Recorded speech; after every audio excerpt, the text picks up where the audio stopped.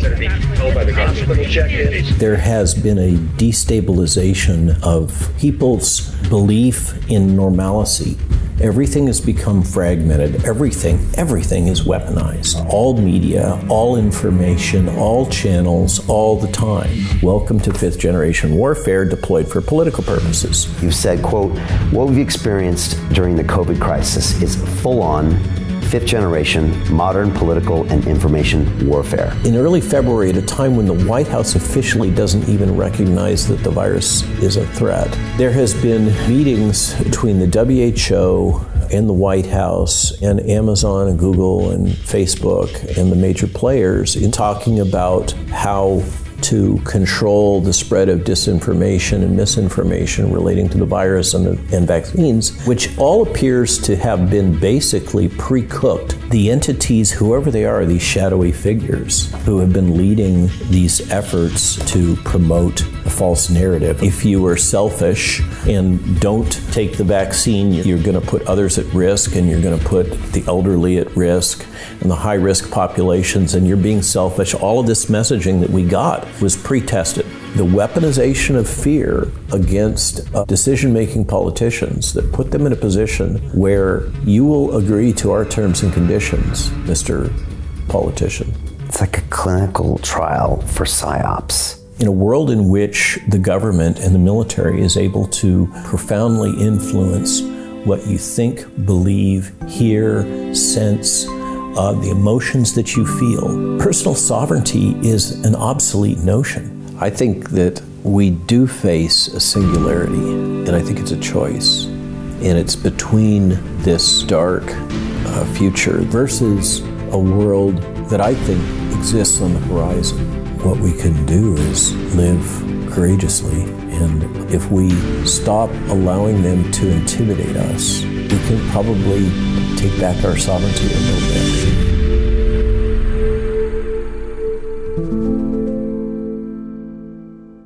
Hi, it's Brian Rose from London Real. You probably know that we've just recently been re-platformed on YouTube after 25 months completely in the dark.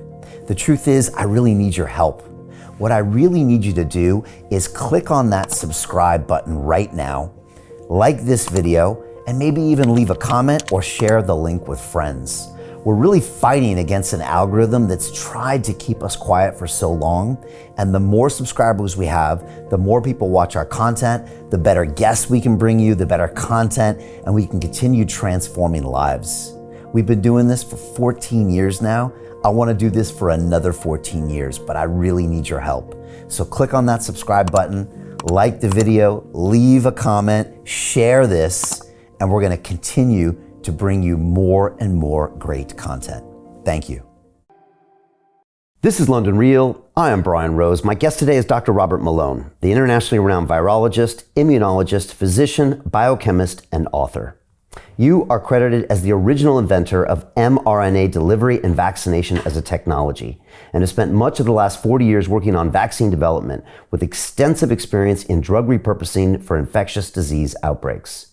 You have submitted almost 100 scientific peer-reviewed publications and been invited as a speaker at over 100 conferences. But more recently, you've been subjected to censorship and defamation because you have criticized the US government for its methods and standards of bringing vaccines to market in a safe and effective manner. Robert, you ultimately believe we must demand transparency from our governments and big pharma, and that no person with facts or evidence should be denied the right to challenge, debate, or protest. This is our second conversation, and I'm glad we could do this one in person and live, or for as long as they let it stream on the big tech platforms we're currently using. Because of the threat of censorship, can everyone please watching this share this current link to all of your contacts, social media channels, Telegram, Signal groups, etc. if it gets taken down. And of course, the full unedited and uncensored episode will always be available at londonreal.tv/Malone. Robert, welcome back to London Real. Thanks a lot, and thanks for the opportunity to be here in this beautiful new studio. It's so good to have you here in person, and it's great to have you inaugurate this new studio. I want to jump right into it because I saw a quote from you recently, and maybe it'll just drop us right in to so many of the narratives that you're a part of these days that are so important. And this is a quote from you. You've said, quote, "What we've experienced during the COVID crisis is full-on fifth generation modern political and information warfare, which consists of effectively using social and mainstream media to control the narrative. But this is asymmetric warfare. The practitioners have the resources, the power, the money, mainstream media, big pharma, tech giants, and social media supporting their efforts. You go on to say there's a small but growing guerrilla army of supporters of freedom, but if this informal freedom resistance campaign speaks too loudly or speaks truth to power too often, they are taken out by warnings and deplatforming. They're losing their right to free speech on a daily basis. We've even seen some politicians no longer allowed to use Twitter, YouTube, etc. Robert, tell me about this current state we find ourselves in early 2023. Describe this, and how does this affect everything in our environment, from vaccines to the transgender issue to just everything going on in the world? To Nord Stream. To Nord Stream pipeline. Yeah. It's everything. Now the latest here in the States is, are they weather balloons or are they UFOs? And the White House is being completely non-transparent about that, which of course is creating a field day for all those that are conspiracy-minded. I think in a way, a strong case could be made, whether it's intentional or unintentional. There has been a destabilization of people's belief in normalcy. Everything has become fragmented. Everything is weaponized. All media, all information, all channels, all the time is weaponized for political purposes. The New York Times themselves said that the CDC has become a political arm of the White House. You know, the CDC is supposed to be and this is the New York Times last February. The CDC is supposed to be an independent arbiter of truth for medical practitioners and public health officials, but it's all weaponized. It's profound, and what the consequence is that fraction of the population that's paying attention is left in a state of not trusting or believing anything. The whole information landscape has become this fluid, shifting terrain. But that is fifth generation warfare, and you can't identify, as is typical in this extreme spectrum of propaganda as warfare, which we call fifth gen warfare, but it's really a spectrum continuum with kinetic warfare, but just taken to extreme, where the battleground is your mind and your thoughts and your beliefs and your emotions that are all manipulated in so many different ways. But this is military grade information weaponry that's been deployed. And how do we know that that's the case? Because we see a small trickling of press reports from literally almost all of the nations of the Five Eyes Alliance, Australia, New Zealand, Canada, United States, and Great Britain. And in particular, Great Britain and Canada have gradually trickled out information about the role of the military over the last 3 years in deploying these technologies. I think you have here in the UK the 77th Brigade, I think is what I've heard, and that includes a member of Parliament and many others that are skilled at PSYOPs, at military grade PSYOPs, that has been used. We also have the nudge unit, for which there was some press coverage of an apology here in the UK. There's multiple stories, both in Australia and in the Canadian press. There was some Freedom of Information Act reveals in the Canadian press over the direct role of their military in propagating this. And it leaves people that are paying attention in a state of constant unease and disconnectedness and apprehension, this chronic anxiety, which, by the way, is exactly what Matthias Desmet, my friend, who wrote this book on totalitarianism from the University of Ghent in Belgium, that came up with this term mass formation, or some have referred to it as mass formation psychosis, this hypnosis that has happened in the population where they have basically coalesced around fear objects. And what we've now learned is many of those fear objects were actively promoted.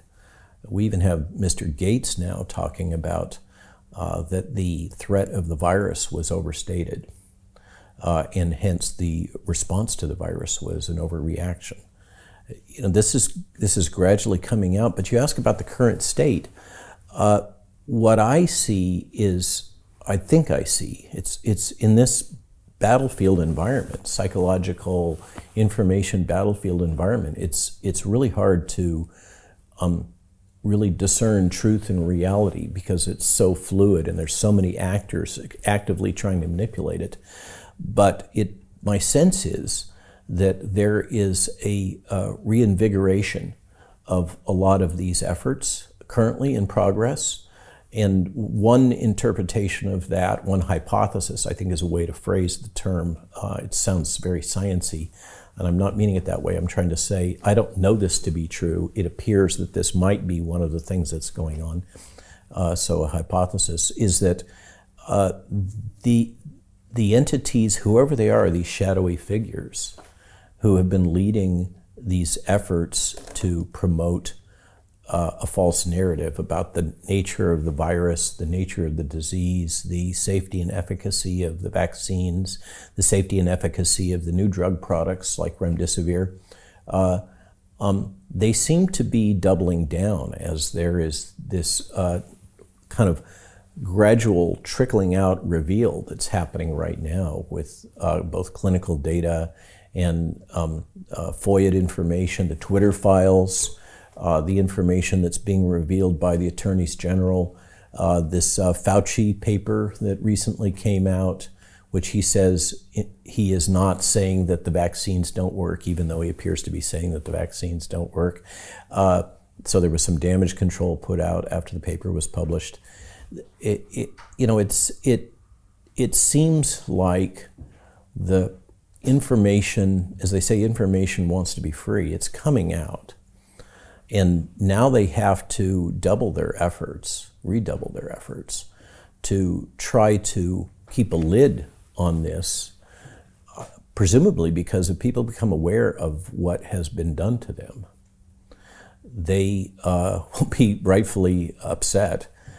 In theory, one would think an electorate would retaliate against the political bosses that have given rise to this.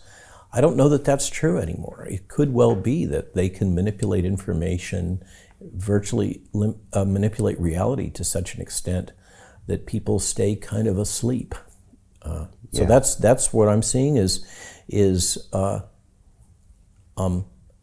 really ramping up recently over the last couple of months. And the most egregious example of that is the Project Veritas Pfizer response, which was just amazing to watch. The full power of a multi-trillion-dollar company to memory hole, wipe the internet, completely control corporate media, and bury a story that is a huge story but can't be told. Just the same as I mentioned a moment ago, the Nord Stream bombing is another story that is not allowed to be told, despite what Cy Hirsch has tried to publish. So if we go into that Veritas piece, maybe it's the perfect example to illustrate your point.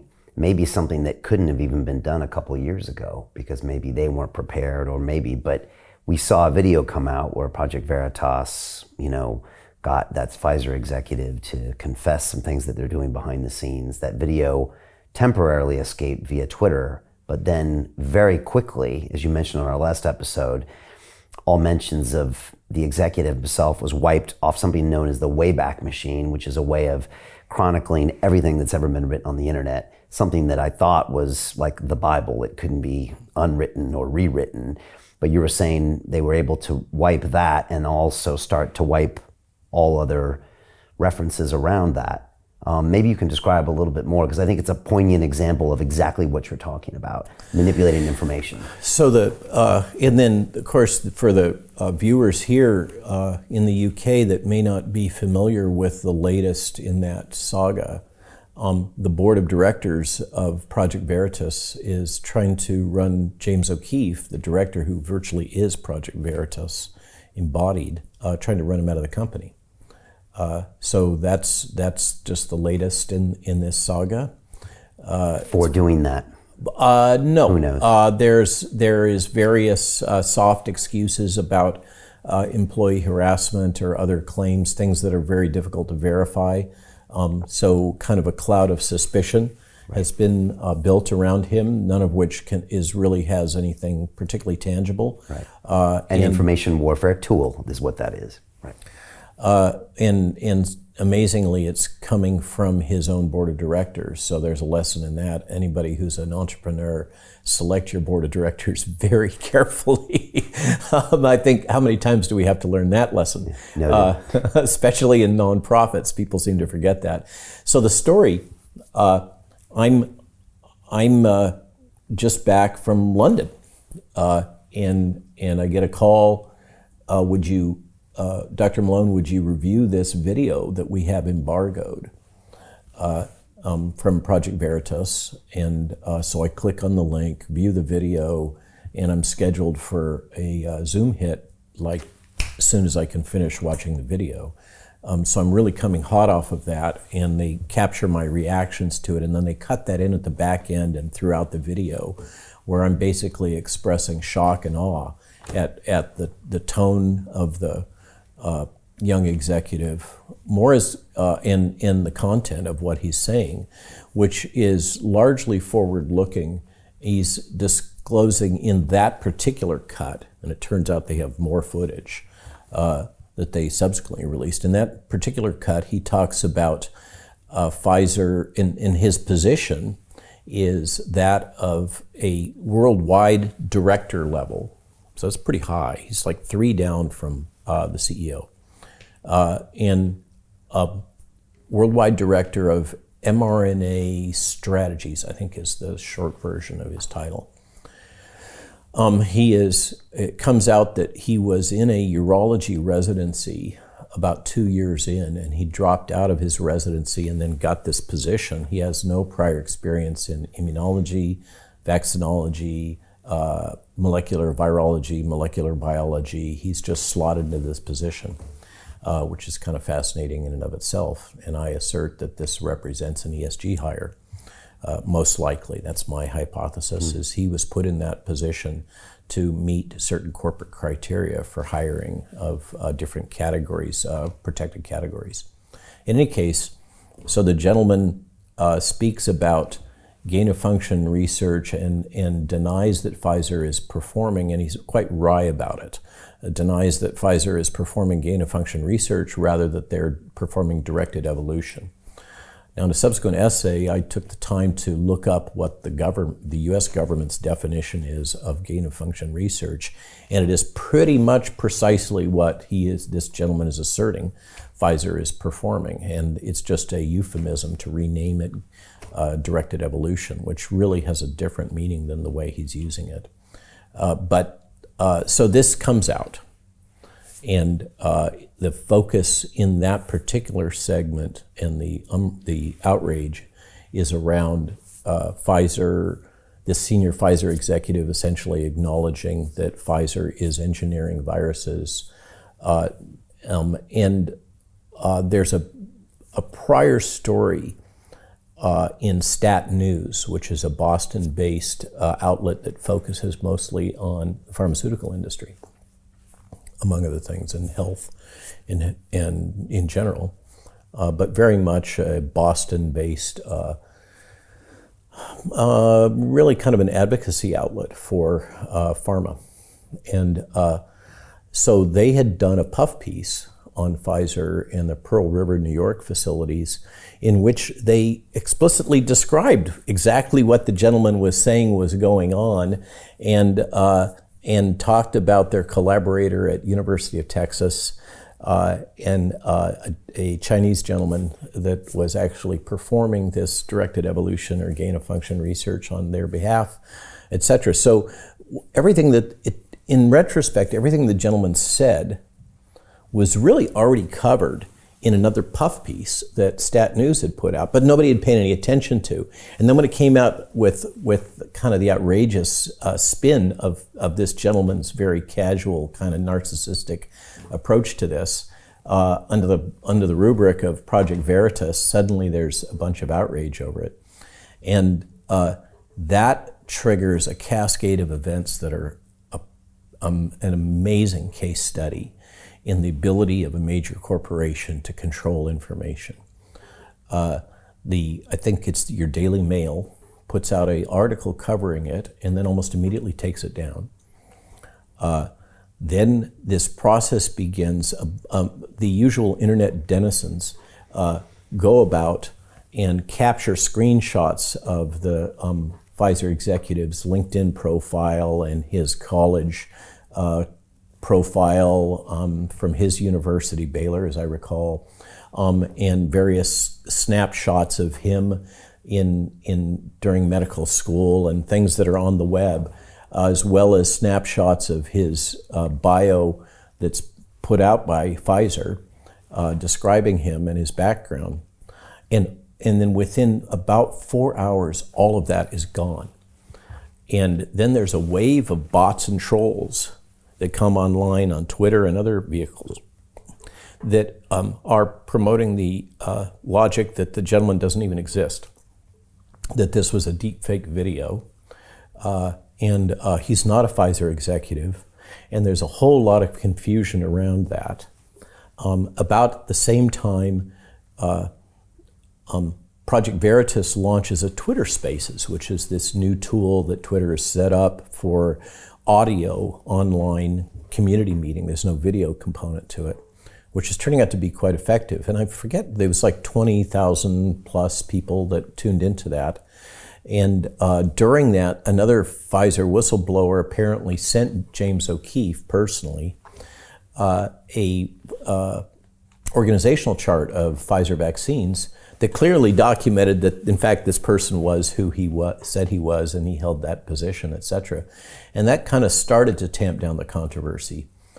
Then what was amazing was the only corporate media outlet that covered this at all was Tucker Carlson did a hit. And what had happened was that when I got this alert from Veritas, I have Tucker's cell phone number. I don't bother him much, and I don't give it out, so don't ask. But I alerted him. I said, I've seen this embargoed video from Veritas, and you probably want to have your staff pay attention to this because I think it's going to be a big deal. And so he gets me on the following evening after this has all transpired, this long Twitter Spaces conversation, et cetera, and covers this really fairly deeply, including a little bit about the censorship that happens. And then in the morning segments at Fox News, they cut out all of that stuff that Tucker covered, and they just have some clips of me talking about it, and that's all the coverage that happens. So it's totally deep-sixed.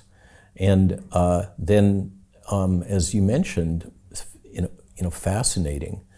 The Wayback Machine, which is, as you say, this historically an internet archive, but there have been press releases and publications to the effect that the Wayback Machine has executed an agreement with the U.S. government and Homeland Security, as I recall, that they will delete sensitive information historically upon request.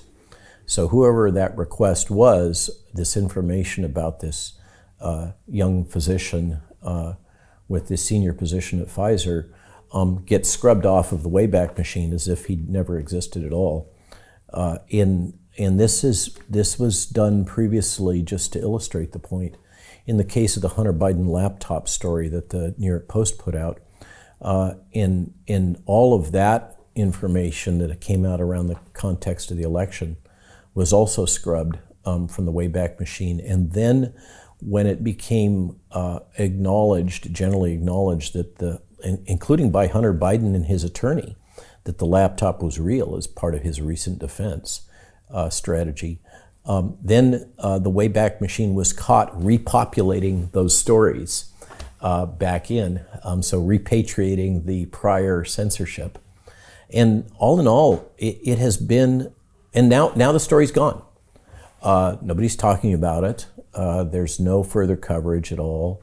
And we're all, talking about spy balloons and UFOs, yet another distraction. Right, on to the next. And that's what you said. They're using just any event now, and they're using it in an information warfare perspective. So there's a balloon in the sky. Great. How can we weaponize that and use it as a distraction from previous news, or use it to just push our own agenda, or just dial up the anxiety, confuse? It's chestnut checkers as well, right? So they can play the other thing I forgot to say was Pfizer went silent after they did this. They seem to have taken the strategy. Another thing they did was they blocked all comments on any Pfizer site unless you were somebody that Pfizer was following. So nobody could write anything on any of the Pfizer sites. And they went dark. They said nothing.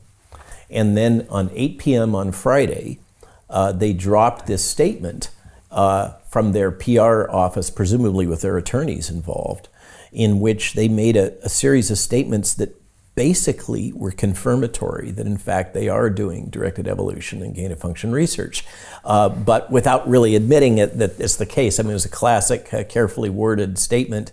In the classic strategy here in London, I'm sure you understand about how to manipulate the street.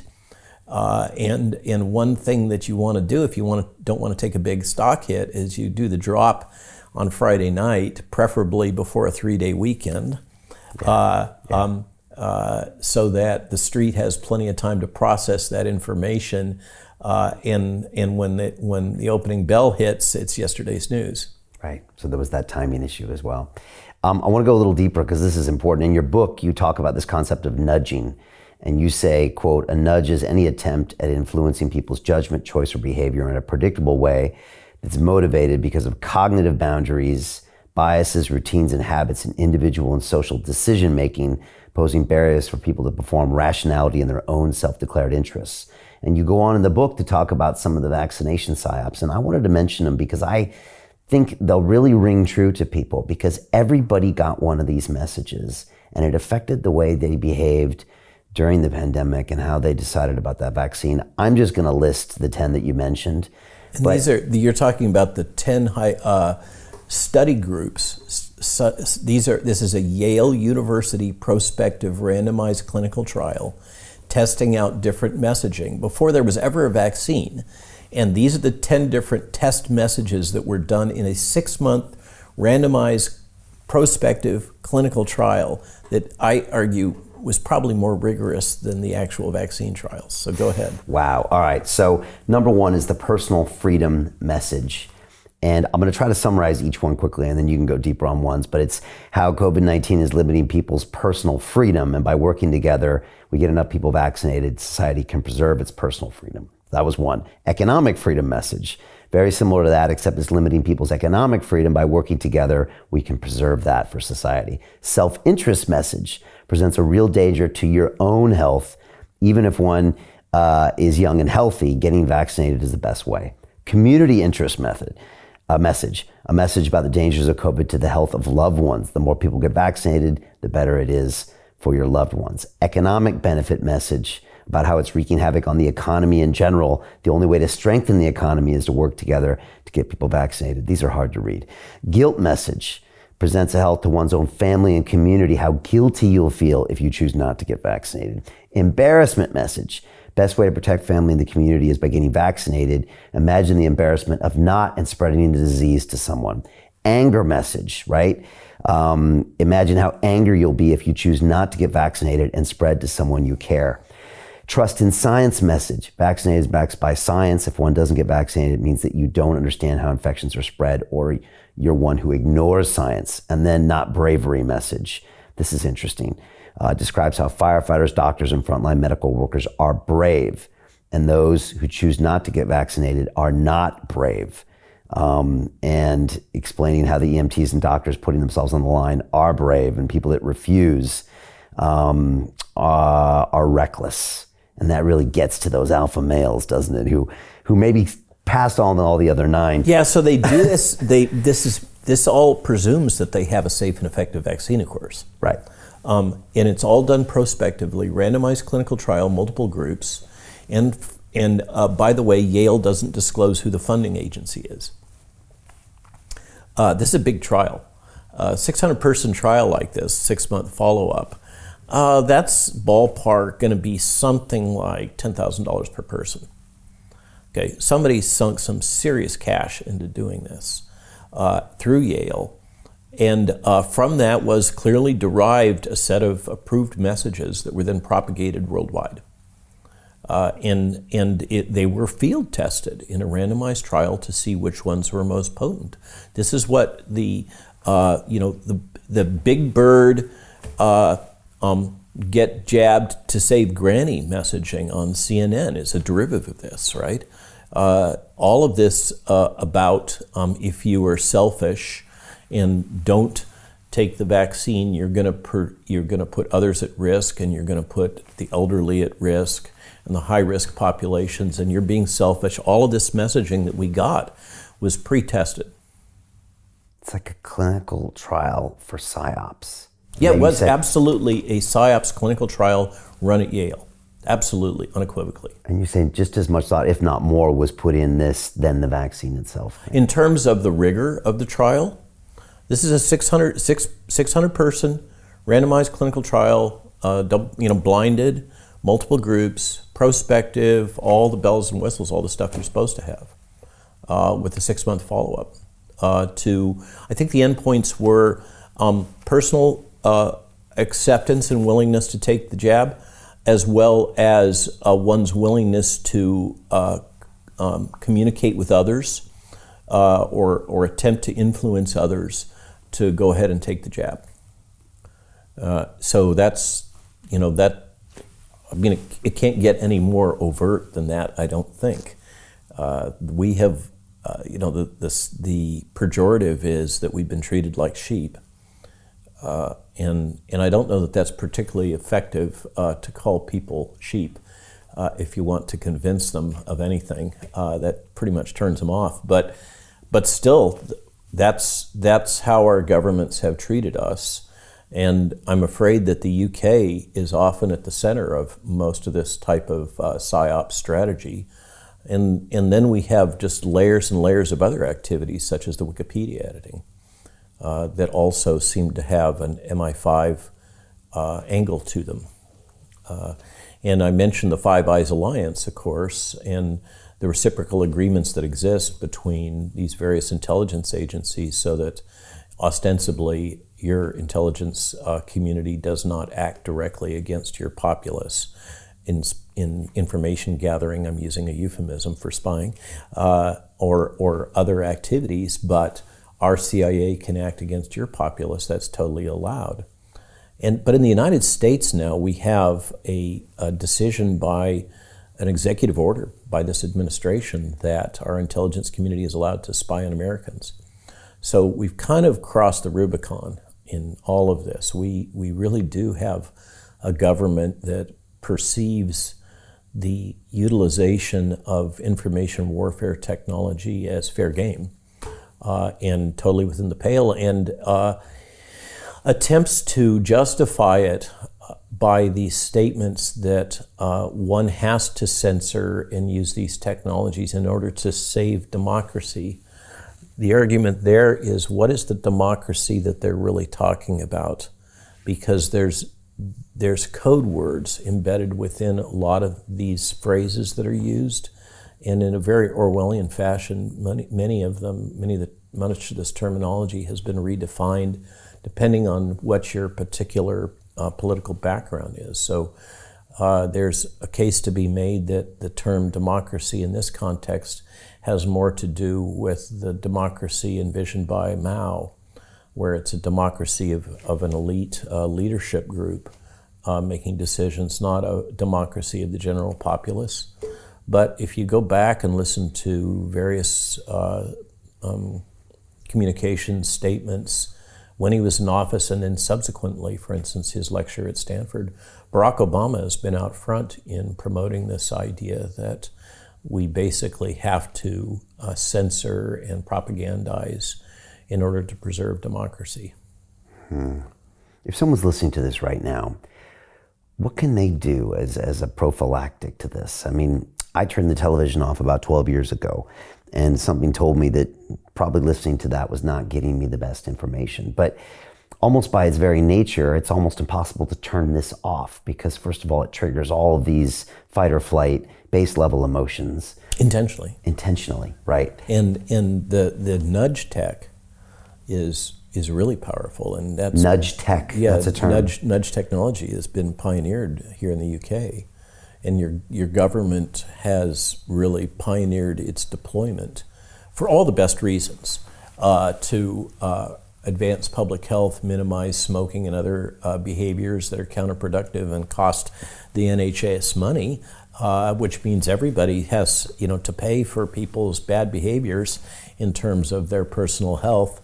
And so, and Jill and I use the example in the particular chapter you're referring to of Schiphol Airport putting little labels of flies inside the men's urinal, and suddenly their cleaning bill went way down because men were aiming at the flies. I mean, nudge technology is subtle and it's everywhere.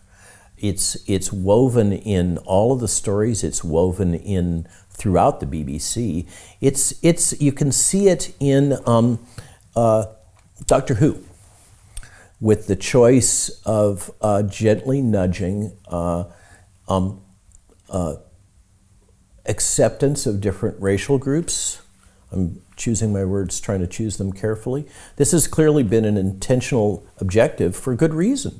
For the British government to improve the familiarity and acceptance of the general population to different ethnic groups, including many of these immigrant groups that are creating enormous tensions here in London and throughout the UK. I mean, there's no question about that. And so, you can make a case, nudging through media in all channels has potential social benefit, but it seems like, I use the metaphor, if you give a 3-year-old a hammer, everything becomes a nail. You have these incredibly powerful psychological manipulation technologies that have been developed and deployed in part in response to 4th generation warfare, the asymmetric battleground of Al-Qaeda and other terrorist groups, which the West has just done a horrible job of responding to. And so in response, where in that case it's a mixture of kinetic, psychological, religious, territory-based, but also trying to inject into a population ideas and thoughts about religious fundamentalism, etc., as a counterpoint to Western philosophy. Well, then the West has, in the Five Eyes Alliance, has developed technology that really reaches all the way back to World War II. One of the key PSYOPs divisions in the United States military was responsible for the Ghost Army, the famous distraction technique that was used with the landing in Normandy with the inflatable tanks, et cetera, et cetera. We can all say, well, that's good stuff, right? It fooled the Germans and caused less loss of life, I guess we would say, on the beaches because we distracted them. But now that's kind of like a lot of things. Once a technology exists, you can no longer control how it's going to be deployed unless there is strong political pushback and some sort of a national consensus that no, we're not going to go there. But that, in the absence of that, and in part that's also been a product of the manipulation, is to shut down the development of that kind of consensus.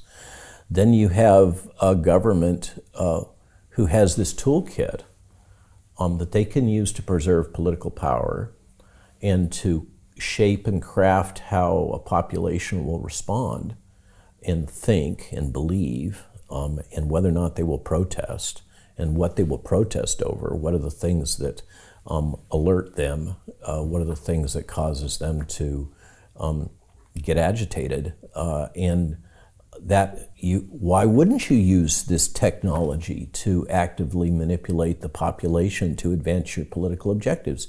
If there are no boundaries, if there's no ethical boundaries, and this is absolutely unrestricted information warfare, there are no ethical boundaries. They will do anything. You know that from the way that this organization that you've built has been treated by the likes of YouTube, etc. You've experienced it in your daily life. The British people experienced it through the Trusted News Initiative and this formerly trusted state entity that you call the British Broadcasting Corporation, that has also become weaponized as yet another propaganda arm of the state. And you find yourself here in Great Britain. I hear it all the time. I don't like this party, I don't like that party, I don't like Labor, I don't like the Conservatives. None of them seem to be responsive to us. They just respond to the elites. They have no connectivity with the common man. But there's no alternative. We can't even imagine what an alternative is. Welcome to fifth generation warfare deployed for political purposes. That's the battlefield landscape we're in, and there are no rules of engagement, unlike kinetic warfare, where outside of non-state actors, there's a general consensus about what the rules of engagement are, and those rules have made it increasingly not viable, with the notable exception of Ukraine. And in the case of Ukraine, they've justified that using very aggressive psyops and propaganda techniques to get general populace endorsement for that engagement and suppression of any alternative voices that speak about things like, as I wrote in an essay early on, just to give an example, if I had been a analyst, an intelligence analyst working for Vladimir Putin, just as a mock-up, a scenario. If I had been an intelligence analyst working for Vladimir Putin and for the Kremlin, and I saw that string of biolabs arrayed along the border, and I had just a smattering of intelligence, including the intelligence that was actually displayed on the State Department website for the State Department activities in Ukraine, in which they had the plans and a lot of the contract documents for a lot of those laboratories. I would have had to say, Mr. Putin, this is a significant threat. It's right on your border. It's a bio threat. To flip it around, can you imagine if the Mexican government built a series of biolabs along the southern border of the United States?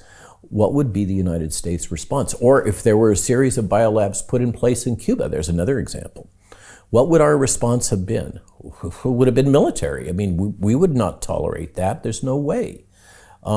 So this has been the Russians' assertion, whether or not it's being promoted in good faith, whether or not that's actually what their motivation was.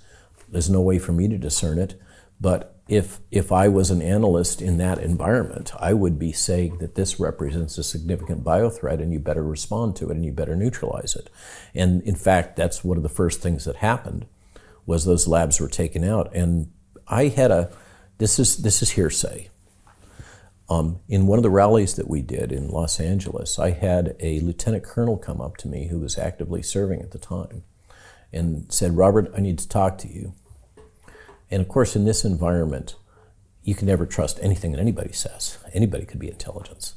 Anybody could be misleading you. But he came up to me and he said, "You need to know that most of those labs were taken out by our jets, the United States jets, not by the Russian jets." I mean, those facilities, if you were sitting on the Russian side of the fence, you couldn't interpret them anything other than being a threat, I don't think. Point is that what I just said for the last 3 minutes in that little diatribe, that is completely suppressed. You cannot speak of that. It can't be written. It can't be communicated. You're immediately attacked as being a Russian agent. To continue watching the rest of the episode for free, visit our website londonreal.tv or click the link in the description below.